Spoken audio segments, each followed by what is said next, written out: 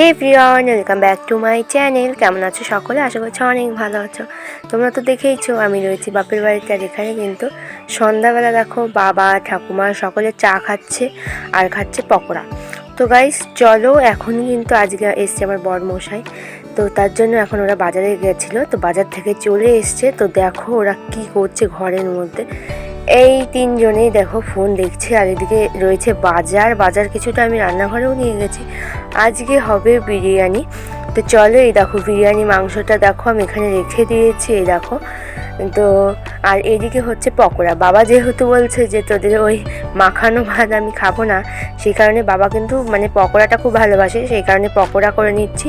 এদিকে আলু পেঁয়াজ সব কিন্তু মা বানিয়ে দিয়েছে, আর এদিকে কিন্তু আমি মশলাটাও করে রেডি করে রেখেছি। আর এদিকে বিরিয়ানির চালটাও আমি ভিজিয়ে রেখেছি যাতে কোনো অসুবিধা না হয়। তাও কিন্তু এখন আমার প্রায় রাত ওই সাড়ে 7:30 মতো বাজে। তো চলো, ওরা কিন্তু বাজার করতে একটু দেরি করে দিয়েছিল, সেই কারণে আমার আসতে এত দেরি হয়েছে। এদিকে দেখো বাবার জন্য সাদা ভাত, ডাল সেদ্ধ, আলু সেদ্ধ আর পকোড়া দিয়ে বাবা কিন্তু এদিকে খেয়ে নিচ্ছে। আর বাবা কিন্তু এখনই খেয়েই ঘুমিয়ে পড়বে।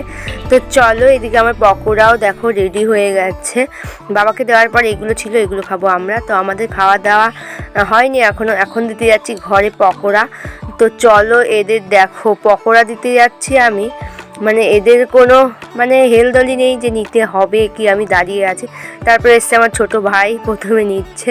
তো চলো ওরা খেতে থাকুক। এদিকে দেখো ওরা ফোন দেখতে এত ব্যস্ত, আর আমার বড় ভাই কিন্তু সবসময় লজ্জা পায়, ক্যামেরার মধ্যে আসতেই চায় না। আর এদিকে আমার বড়মশাইয়ের মুখের হাসিটা দেখো, জাস্ট ওয়াও। ওই দেখো হাই করে দিল। তো চলো ওরা খেতে থাকুক।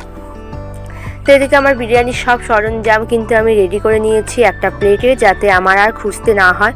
তারপর চলো, এই সোয়েটারটা মানে জ্যাকেটটা কিন্তু আমার ভাইয়ের, আমার প্রচণ্ড শীত লাগছিলো, তাই ওর জ্যাকেটটাও আমাকে খুলে দিয়ে দিয়েছে পরার জন্য। এদিকে চলো, আমার চিকেনটা কিন্তু কষানো প্রায় অনেকটাই হয়ে এসছে। তারপরে এদিকে দেখো আমার মা এদিকে স্যালাড বানিয়ে নিয়ে এসছে, তো সেগুলো একটা করে খাচ্ছিলাম।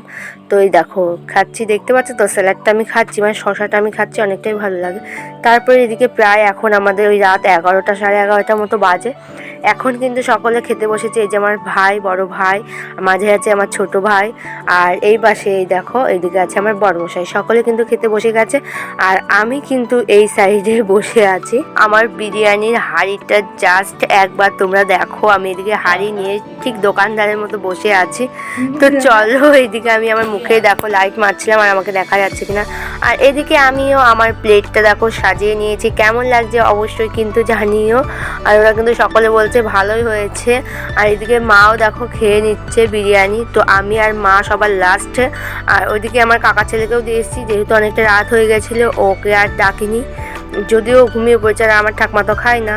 তো চলো, বিরিয়ানিটা বেশ আমার কাছে ভালোই লেগেছে। আর ওরা বলছিল যে আর মানে একটু গ্রেভি যদি রাখতি ভালো হতো।